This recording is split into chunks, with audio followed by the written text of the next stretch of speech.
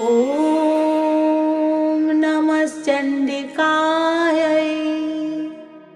मार्कण्डेय उवाच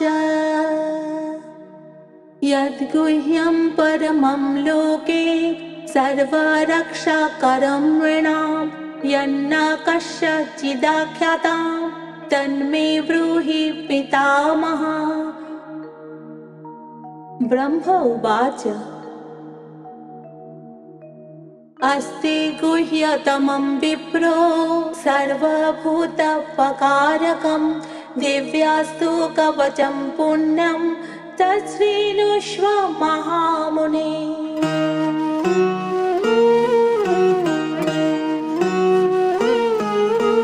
प्रथमं शैलपुत्री च द्वितीयं ब्रह्मचारिणी तृतीयं चण्डघण्टेति कुष्माण्डेति चतुर्थकं पञ्चमं स्कन्दमातेति षष्ठं कात्यायनीति च सप्तमं कालरात्रिश्च महागौरीति च नवमं सिद्धिदात्री च नवदुर्गा प्रकीर्तिता। उक्तान्येतानि नामानि ब्रह्मणैव महात्मना अग्निना दह्यमानस्तु शत्रुमध्ये गतो रणे भीषणे दुर्गमे चैव भयार्तः शरणं गता न तेषां जायते किञ्चिदशुभं रणसङ्कटे न पदं तस्य पश्यामि शोकदुःखभयं नहि यस्तु भक्तस्मितानूनं तेषां वृत्तिः प्रजायते ये त्वां स्मरन्ति देवेशि राक्षसे तन्न संशयः।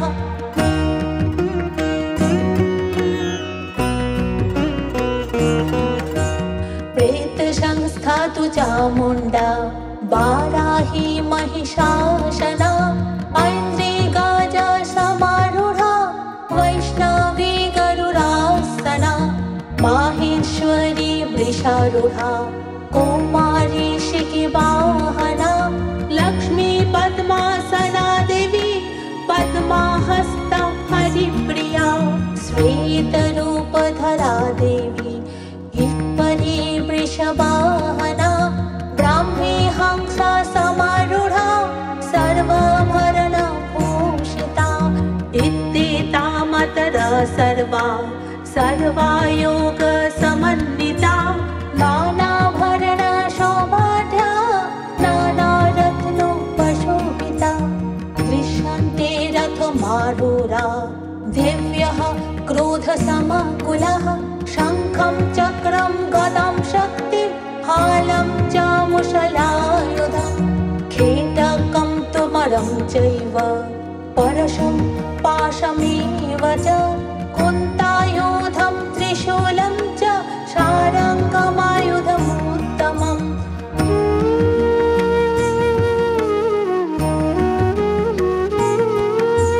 दैत्यानां देहनाशाय भक्तानां भयाय च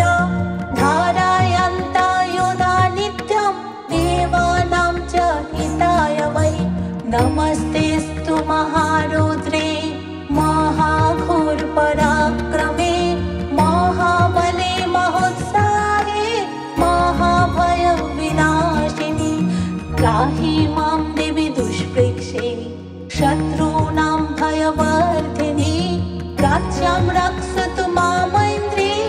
आग्नेयामग्निदेवता दक्षिणे बतु वाराहि नैऋत्यं खड्गधारिणि प्रातीच्यां वारुणी रक्षे व्यायां मृगवाहिनी उदीच्यां पतु कौमारी ऐशानां शूलधारिणी ऊर्ध्वं ब्रह्मणि मे रक्षे दधस्तात् वैष्णवी तथा एवं दशो दिशो रक्षे चामुण्डा शववाहना जाया बीजाग्रत पातु बीजाया पतु पृष्ठतः।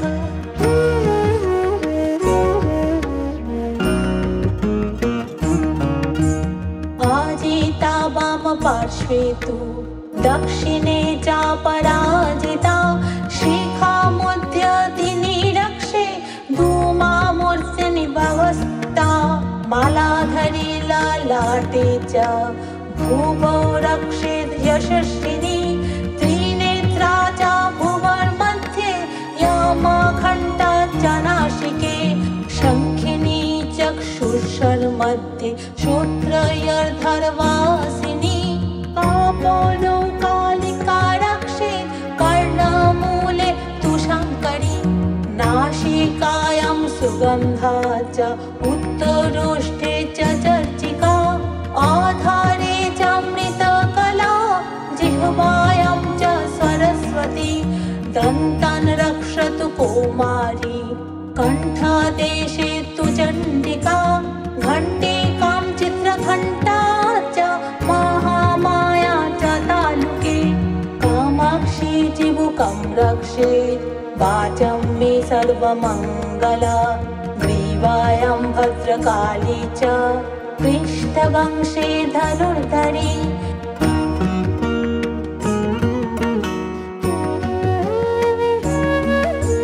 नीलग्रीवा बहिर्कण्ठे नालिकां नलकोमरी स्कन्ध्योत्खङ्गिनी रक्षेत् बाहु मे वज्रधारिणी हस्तयोर्दण्डिनी रक्षे दम्बिका चाङ्गुलीषु च नाखाच्छूलेश्वरी रक्षेत् मुखो रक्षेत् कुलेश्वरी स्तनो रक्षेन् महादेवी मनः शोकविनाशिनी हृदये ललिता देवी उदरे शूलधारिणी नाभो च कामिनी रक्षेत् गुह्यं गुह्येश्वरी तथा पूतनाकामिकामिन्द्रं गोदे महिषवाहिनी कट्यं भागवती रक्षेत् जानोनि विन्ध्यवासिनी जङ्घे महाबला रक्षेत् सर्वकामप्रदायिनी गुल्फयोर्नरसिंही च पादपिष्ठे तु तैजसी पादाङ्गुलीषु श्रीरक्षेत् पादाधस्थलवासिनी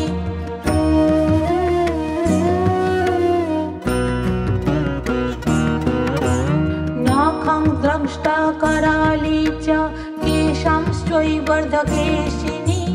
रोमकूपेषु कौबेरी त्वचं वागीश्वरी तथा रक्तमज्जवसामंसा नस्ति मेदंसि पार्वती अन्त्राणि कालरात्रिश्च पित्तं च मुकुटेश्वरी पद्मावती पद्मकोशे काफे चूडामणिस्तथा ज्वालामुखी नखज्वला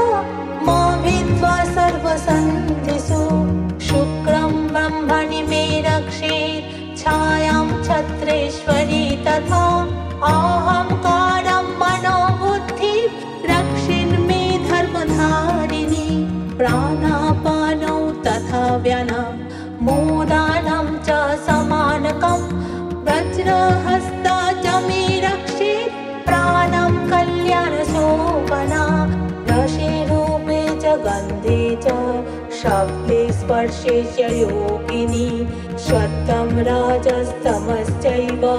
रक्षे नारायणी सदा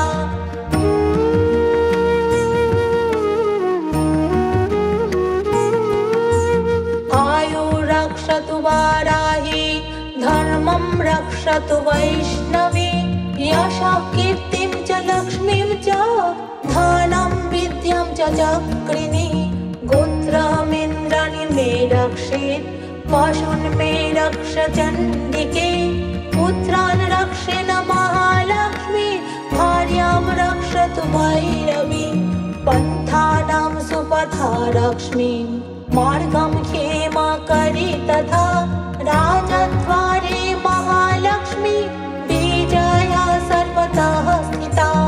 रक्षहीनं तु यस्थानं वर्जितं कवचेन तु तत्सर्वं रक्ष मे देवी जयन्ती पापनाशिनी पदमे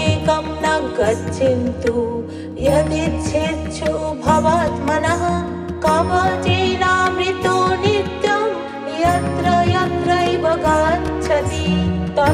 तत्रार्थलाभश्च विजयः सर्वकामिकः यं यं चिन्तयते कामं तं तं प्राप्नोति निश्चितं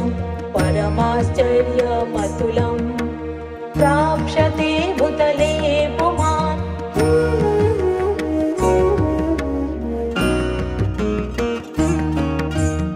निर्भयो जायते मर्त्यः संग्रामे स्वपराजितः त्रैलोक्ये तु भवेत् पूज्य कवचेनावृतः पुमान् इदं तु दिव्यः कवचं दिव्यानामपि दुर्लभं यः पठेत् प्रयतः नित्यं त्रिसन्ध्यं सत्ययान्वितः देवी कला भवेत् तस्य त्रैलोक्ये स्वपराजितः जीवेत् वर्षशतं साग्र पापमृत्युविवर्जिता नश्यन्ति व्यथायः सर्वे लूता विस्फोटकादयः स्थावरं जङ्गमं चैव कृत्रिमं च विषम् अभिचाराणि सर्वाणि मन्त्रयन्त्राणि भूतले कुचराः खेचराश्चैव जलजश्चोपदेशिका सहजा कुलजा माला डाकिनी शाकिनी तथा अन्तरिक्षचरा घोरा डाकिनीश्च महाबला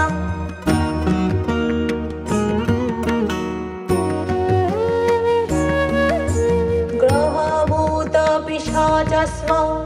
यक्ष गन्धर्वराक्षसा ब्रह्मराक्षसवेतला कुष्माण्डभैरवादय नश्यन्ति दर्शनान्त्यस्य कवचेरिति संस्थिते मानन्नतिर्भवेत् राज्ञो तेजो वृद्धिकरं परं यशसा वर्धते सोऽपि कीर्तिमण्डितभूतले जपेत् सप्तशतीं चण्डीं विद्वा तु कवचं पुरा यवद्भूमण्डलं धत्ते श्वाशैलवनकाननं